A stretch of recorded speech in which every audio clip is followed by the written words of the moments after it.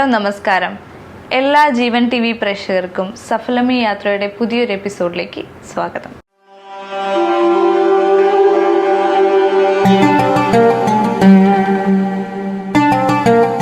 നിങ്ങളൊരു ചോക്ലേറ്റ് ലവറാണോ? എങ്കിൽ ഇന്നത്തെ എപ്പിസോഡ് നിങ്ങൾക്ക് വേണ്ടിയുള്ളതാണ്. എന്തെന്നാൽ നമ്മുടെ ഇന്നത്തെ അതിഥി ചോക്ലാഡോ ഫാക്ടറി എന്ന സ്ഥാപനത്തിൻ്റെ ഉടമയാണ്. ഒരു യങ് ഓൺടർപ്രണറാണ്.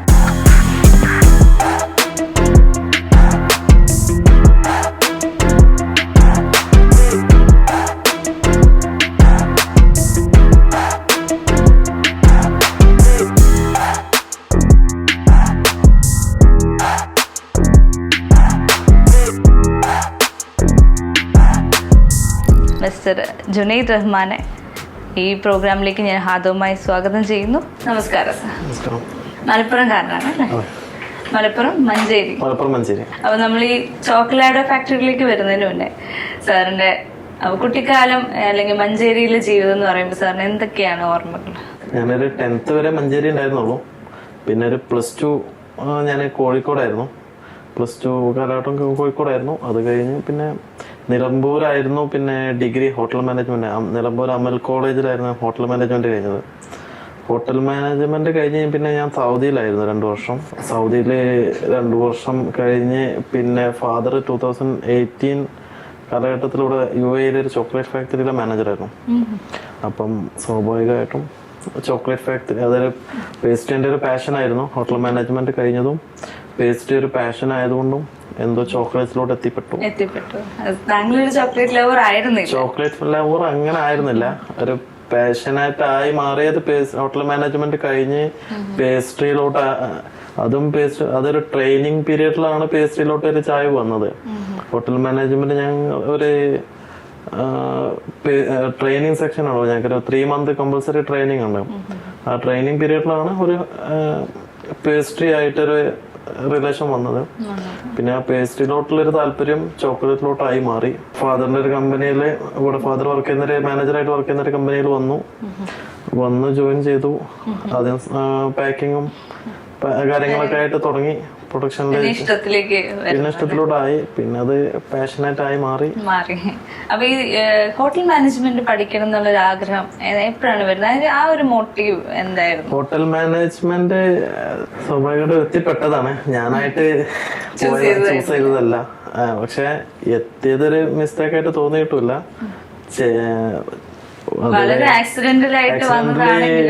ഒരു ഫാമിലി അഡ്വൈസർ ആയിട്ടുള്ളൊരു ആള് അഡ്വൈസ് ചെയ്തു. അപ്പം അത് ത്രൂ ഫോക്കസ് ചെയ്തു പോയി പഠിക്കാൻ തുടങ്ങിയത്. ഞങ്ങളുടെ ഫാദറാണ് ഏറ്റവും കൂടുതൽ സാറിന് ഒരു ഗൈഡൻസ് എന്ന് ഉണ്ടായിരുന്നു. ഫാദർ വർക്ക് ചെയ്തിട്ടുണ്ടായിരുന്ന 26 years വർക്ക് ചെയ്തിട്ടുണ്ടായിരുന്ന ഒരു കമ്പനി ഉണ്ടായിരുന്നു, AIC ഗ്ലോബൽ എന്ന് പറഞ്ഞൊരു കമ്പനി ഉണ്ടായിരുന്നു.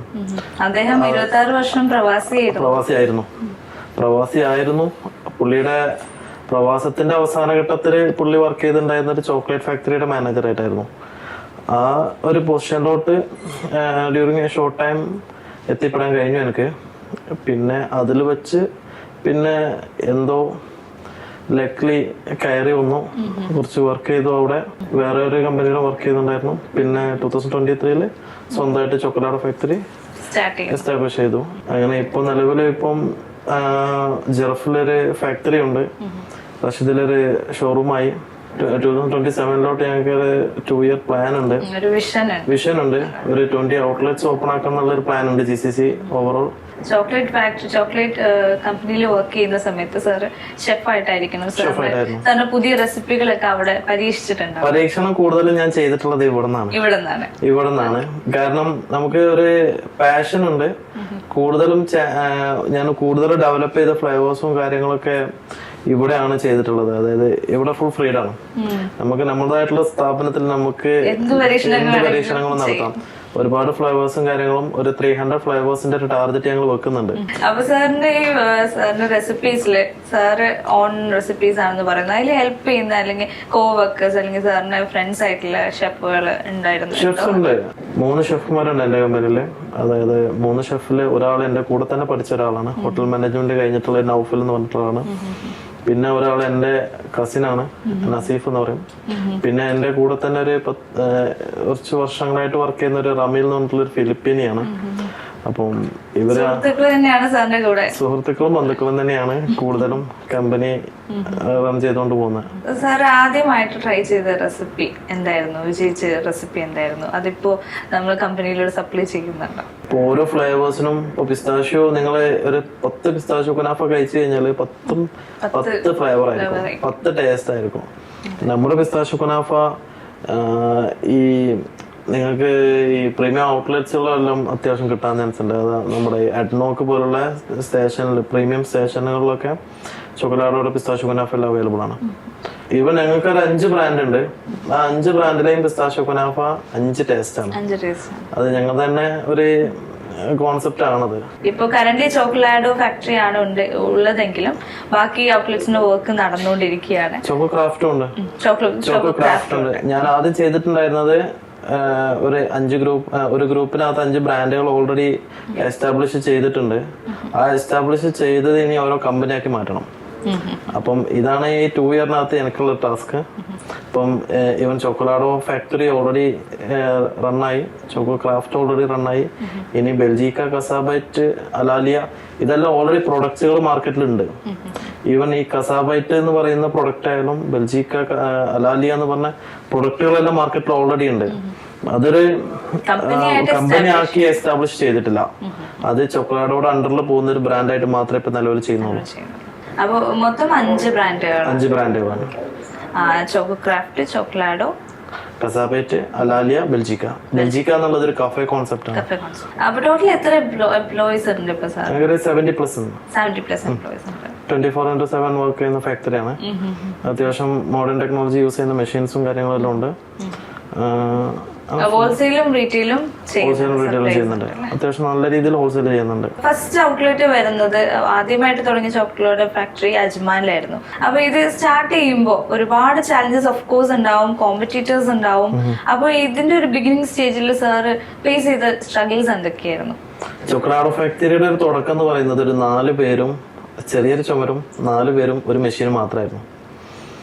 അത് ഈ ഒരു 1.5 വർഷത്തെ ഷോർട്ട് പീരീഡിനകത്ത് നമ്മുടെ ഒരു വ്യക്തമായിട്ടുള്ള ഒരു പ്ലാൻ കൊണ്ടാവാം ഒരു 70 എംപ്ലോയീസിലോട്ട് എത്തിപ്പെട്ടിട്ടുണ്ട്.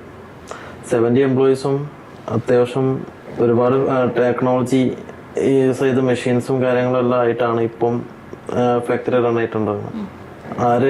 സ്റ്റാർട്ടിങ്ങിൽ ഉണ്ടായിരുന്നൊരു ബുദ്ധിമുട്ട് നമുക്ക് ഫൈനാൻഷ്യലി പിന്നെ ഒരുപാട് ബുദ്ധിമുട്ടുകളും കാര്യങ്ങളൊക്കെ ഉണ്ടായിരുന്നു. ഇതെല്ലാം ഇപ്പൊ തരണം ചെയ്ത് ഫൈനാൻഷ്യലി ഞങ്ങള് അത്യാവശ്യം ഫാമിലി ആയിട്ട് തന്നെ ആയിരുന്നു. ഫാമിലി ബ്രദർ അത്യാവശ്യം സപ്പോർട്ടായിരുന്നു.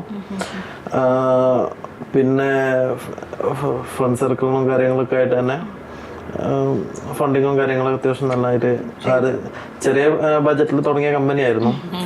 ഇപ്പൊ അത് അത്യാവശ്യം നല്ല ഗ്രോത്ത് വന്നിട്ടുണ്ട്. ഒരു 2-3 ഇയേഴ്സ് കൊണ്ട് ഒരു നല്ലൊരു ഗ്രോത്തിലേക്ക് സാധിച്ചിട്ടുണ്ട്. അപ്പൊ അതിന് ഫാമിലിന്റെ ഒരു സപ്പോർട്ട് തന്നെയാണ് മെയിൻ ആയിട്ട് വന്നിട്ടുണ്ട്. അതെ. അപ്പോൾ നമുക്കൊരു ഫാമിലി നമ്മുടെ കൂടെ ഉണ്ടെങ്കിൽ പൊതുവെ നമ്മളിപ്പോ ബിസിനസ് ഒക്കെ സ്റ്റാർട്ട് ചെയ്യുന്ന സമയത്ത് ഫാമിലി പറയും നിനക്കൊണ്ട് അത് പറ്റുമോ? ഒരു ഡൗട്ട്ഫുൾ ആയിട്ട് അവർ ചോദിക്കും, പറ്റുമോ? വെറുതെ ഉള്ള ജോലി കളഞ്ഞിട്ട് അതിന് വേണ്ടിട്ട് മെനക്കെടണ്ട. എന്നോടൊന്നും പറഞ്ഞിട്ടുണ്ടായിരുന്നില്ല, എന്തോ അറിയില്ല. അത് 2 കമ്പനി ഞാൻ നോക്കി നടത്തിയത് കൊണ്ടുള്ള ഒരു ധൈര്യത്വം കൊണ്ടായിരിക്കണം എന്നോട് അങ്ങനത്തെ വാക്കുകളൊന്നും പറഞ്ഞിട്ടില്ല. എല്ലാവർക്കും ആയിരിക്കാം, അറിയില്ല. അപ്പം എന്നോട് അങ്ങനെ ഒരു ചോദ്യം വന്നിട്ടില്ല. ഞാനങ്ങനെ സെൽഫ് കോൺഫിഡൻസ് ഉണ്ടായിരുന്നു, ഒരു കമ്പനി നടത്താം എന്നുള്ളൊരു കോൺഫിഡൻസ് ഉണ്ടായിരുന്നു. ഫണ്ട് ഇറക്കാനുള്ള ചാൻസ് മാത്രം ഉണ്ടായിരുന്നു. ഫണ്ടിങ്ങിനും കാര്യങ്ങളൊക്കെ ആളായപ്പോൾ ഞാൻ നേരിട്ട് തന്നെ ബിസിനസ് അങ്ങനെ സ്റ്റാർട്ട് ചെയ്തതാണ്. ഒരു യോങ് എന്റർപ്രണർ എന്ന രീതിയിൽ ഈ ഇവിടുത്തെ കോമ്പറ്റീറ്റേഴ്സ് മെയിൻലി ദുബായ് പോലെ ഒരു സ്ഥലത്ത് അല്ലെങ്കിൽ UAE പോലെ ഒരു സ്ഥലത്ത് അല്ലെങ്കിൽ ഗൾഫ് കൺട്രീസിൽ മെയിൻലി ചോക്ലേറ്റ് കമ്പനീസ് ഒരുപാടുണ്ട്, കോമ്പറ്റീറ്റേഴ്സ് ഇഷ്ടം പോലെയുള്ള സ്ഥലമാണ്. അതെ. അപ്പൊ എങ്ങനെയാണ് അതിനെ ഫേസ് ചെയ്തത്? എന്തായിരുന്നു സാറിന്റെ ഒരു? നമുക്ക് നമ്മുടേതായിട്ടുള്ള ഒരു സ്ട്രാറ്റജി മതി. ബാക്കി കോമ്പറ്റീറ്റേഴ്സ് എന്ത് ചെയ്യുന്നു എന്ന് നോക്കി നിൽക്കേണ്ട ആവശ്യമില്ല. നമുക്ക് നമ്മുടേതായിട്ടുള്ള ഒരു സ്ട്രാറ്റജി വെക്കാം, നമുക്ക് നമ്മുടേതായിട്ടുള്ള ഒരു പ്ലാൻ വെക്കാം, അത് എക്സിക്യൂട്ട് ചെയ്യാം.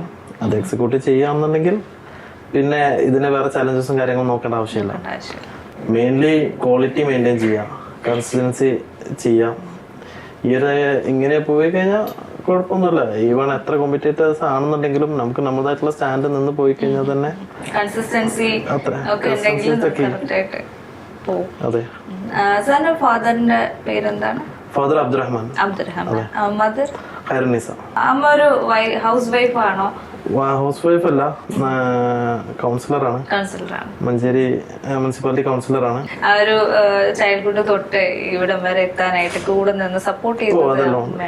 പ്രാർത്ഥന എപ്പോഴും എല്ലാം ഉണ്ട്. അതുകൊണ്ട് തന്നെയാണ് ഉമ്മേന്റെ ഉപ്പേന്റെ എല്ലാം പ്രാർത്ഥന കൊണ്ട് തന്നെയാണ് കയറി പോകുന്നത്. 5 സഹോദരന്മാരും ഒരു സഹോദരി. അതെ. അപ്പൊ അവരുടെ പേര് ഒന്ന് പറയാം. വലിയ ആള് നജീഹ്, പിന്നെ സജീദ്, പിന്നെ ഞാനാണ്, പിന്നെ എന്റെ താഴെ ഒരു അനിയത്തിയാണ് നജ്മുൽ ഹുദ, പിന്നെ ജാസിം, പിന്നെ നസീം. ഒരു വലിയൊരു ഫാമിലി തന്നെയാണ്. നമുക്ക് സാറിന്റെ ഫാമിലിയോട്ട് പോവാം. അതായത് സാറിന്റെ വൈഫ്, കുട്ടികള്, അതിലേക്ക്. വൈഫ് നിത ഫാത്തിമ, ആള് BSc ബോട്ടണി ഗ്രാജുവേറ്റഡ് ആണ്. ഓൾമോസ്റ്റ് B.Ed കംപ്ലീറ്റ് ചെയ്തുകൊണ്ടിരിക്കുന്നു. 2 മക്കളുണ്ട്, ഐമ സഹ്റിൻ, ഐന മഹസിൻ. ഒരാള് pre-KG പഠിക്കുന്നു, ഇവിടെ ഹാബിറ്റാറ്റ് സ്കൂളിൽ പഠിക്കുന്നുണ്ട്. ഒരാള് 4 മാസമായുള്ളൂ. 4 മാസമായിട്ടുള്ളൂ. ഓക്കെ. ഇപ്പൊ വൈഫ് എന്ന് പറഞ്ഞാല് സാറിന് ഈ ജേർണിയില് കൂടെ നിന്നിട്ടുണ്ട്. ഒരുപാട് വർഷമായി. എത്രയായി മാരേജ് കഴിഞ്ഞിട്ട്? 6 വർഷം. 6 വർഷം. അപ്പൊ 6 വർഷം എന്ന് പറയുമ്പോ സാർ എന്തായാലും ഈ ഫാക്ടറി ഒക്കെ സ്റ്റാർട്ട് ചെയ്യുന്നതിന് മുന്നേ ആണ്. അപ്പൊ സാറിന്റെ കൂടെ നിന്നിട്ട് ഇതിന് ഫുൾ ആളുടെ ഒരു സപ്പോർട്ട് സാറിന് ഉണ്ടായിട്ടുണ്ട് അല്ലേ? ഓഫ്കോഴ്സ്. അതായത് പല സമയത്തും വീട്ടിലോട്ട് എത്താൻ പറ്റാത്ത അവസ്ഥയെല്ലാം ഉണ്ടായിട്ടുണ്ട്. സീസൺ സമയത്തെല്ലാം വീട്ടിലോട്ട് പോകാറില്ല, കമ്പനി തന്നെയായിരുന്നു. 24 അവർ വർക്ക് ചെയ്യുന്ന സമയങ്ങൾ ഉണ്ടായിട്ടുണ്ട്. ഈ സമയത്തെല്ലാം അത്യാവശ്യം, അല്ലാത്ത സമയത്തും മെന്റലിയും ഒക്കെ ആയിട്ട് അത്യാവശ്യം അണ്ടർസ്റ്റാൻഡിങ് ആണ്. നല്ല സപ്പോർട്ടറാണ്. ഇന്നും കൂടെ ചോദിച്ചോളൂ, സപ്പോർട്ടർ അല്ലേ? സക്സസ്ഫുൾ ബിസിനസ്മാൻ എന്ന് പറയാൻ സാധിക്കുന്നത് ഏറ്റവും കൂടുതൽ ഫാമിലി സപ്പോർട്ടും തന്നെയാണ്. അപ്പൊ ഈ JRC എന്ന ഗ്രൂപ്പ് ഒരു ഗ്ലോബലൈസ് ചെയ്യാനുള്ള ഒരു വിഷനിലേക്കാണ്. അപ്പൊ അതിനു വേണ്ടി നെക്സ്റ്റ് സ്റ്റെപ്പ് എന്തൊക്കെയാണ് സാറിന്റെ ഒരു പ്ലാൻസ്? GCC ഞങ്ങളുടെ 2027 പ്ലാനിനകത്തുള്ളതാണ്. 2027 പ്ലാൻ കഴിഞ്ഞാൽ പിന്നെ അടുത്ത പ്ലാനിലോട്ട് ഞങ്ങൾ ഗ്ലോബലൈസ് ചെയ്യും. GCCയുടെ GCC പ്ലാൻ ചെയ്യാനുള്ളതാണ് 2027 പിന്നീട്. 2027 GCC മൊത്തം വ്യാപിപ്പിക്കണം എന്നുള്ളൊരു പ്ലാനുണ്ട്. അപ്പൊ സാറിനെ ഒരുപാട് പേര് സാറിനെ ഇൻസ്പയർ ആയിട്ട് വരുന്ന ആളുകളുണ്ടാവും, യോങ് ഓണ്ടർപ്രനേഴ്സ് ആയാലും. അപ്പൊ ഈ ഒരു ചെറിയ പ്രായത്തിൽ തന്നെ ഇതുപോലെയൊക്കെ സ്റ്റാർട്ട് ചെയ്ത് എങ്ങനെയാണ് സാറിലേക്ക് ഇട്ട് നോക്കുന്ന ഒരുപാട് പേരുണ്ടാവും. അപ്പൊ അവർക്ക് വേണ്ടിയിട്ട് സാറിന് എന്ത് ഉപദേശമാണ്? ഹാർഡ് വർക്ക് ചെയ്യാം, പിന്നെ ഒരു എയിം സെറ്റ് ചെയ്തിട്ട് അതിലോട്ട് ഫോക്കസ് ചെയ്യാം. അതന്നെ, ഹാർഡ് വർക്കാണ് മെയിൻ. എയിം ഉണ്ടായിരിക്കണം, അതിലോട്ട് ടാർഗറ്റ് ചെയ്യണം. അതിന് വേണ്ടിട്ട് വർക്ക് ചെയ്യാം. അപ്പൊ ഞാൻ 5 ബ്രാൻഡ് അങ്ങ് സെറ്റ് ആക്കിയിട്ട് 2 ഇയറിനകത്തോട്ട് എസ്റ്റാബ്ലിഷ് ചെയ്യാനുള്ള 5 ബ്രാൻഡ് ആദ്യം സെറ്റ് ആക്കിയിട്ടത് അത് എസ്റ്റാബ്ലിഷ് ചെയ്യാന്നുള്ളൊരു പ്ലാന് എക്സിക്യൂട്ട് ചെയ്യാനാണ്. അല്ലാതെ പോകുന്ന സമയത്ത് ഓരോ ബ്രാൻഡ് ചെയ്ത് പോകുന്ന പരിപാടി അല്ല ചെയ്യുന്നത്. ആദ്യം 5 ബ്രാൻഡ് അങ്ങ് ചെയ്തിട്ടു, ആ 5 ബ്രാൻഡ് എസ്റ്റാബ്ലിഷ് ചെയ്യുക. ഈ 2 ഇയർ അതിന്റെ വർക്കുകൾ ചെയ്തു പോവാം. അത് എങ്ങനെ ചെയ്യണം എന്നുള്ളൊരു പ്ലാൻ ആദ്യം ചെയ്തു നോക്കണം. അതെ. നാട്ടിലിപ്പോ എന്തെങ്കിലും ഔട്ട്ലെറ്റ്സ് അങ്ങനെ പ്ലാൻ ഇല്ല. അതെ. ഇവിടെ പ്രവാസി ആയതുകൊണ്ടാണ് മെയിൻ ആയിട്ട് സാറിന് ഇത്രയും എത്താൻ സാധിച്ചെന്ന് തോന്നുന്നുണ്ട്. പ്രവാസി ജീവിതമാണ് അതിന് ഹെൽപ്പ് ചെയ്തത്, മാത്രമാണ് ഹെൽപ്പ് ചെയ്തത് അല്ലെ?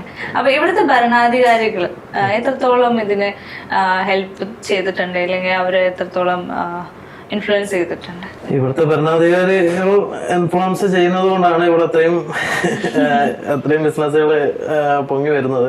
ഇപ്പം ഈവൻ ഡേവയുടെ എത്രയോ ബിസിനസ്സാണ് ഓരോ ദിവസം കൂടെ സെറ്റായി വരുന്നത്. ഏറ്റവും നല്ല ബിസിനസിന് ചാൻസസ് ഇവിടെ തന്നെയാണ്. നാട്ടിലെ അപേക്ഷിച്ച് നോക്കുന്ന ഒരു അത്യാവശ്യം ഫ്രണ്ട്ലി ഇവിടെ തന്നെയാണ് ബിസിനസ് സെറ്റപ്പ് ചെയ്യാൻ.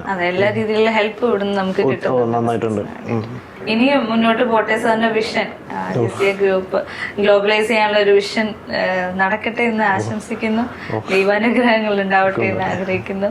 അതുപോലെ തന്നെ ജീവൻ TVയുടെയും സഫ്ലമി യാത്രയുടെ എല്ലാ ആശംസകളും നേരുന്നു.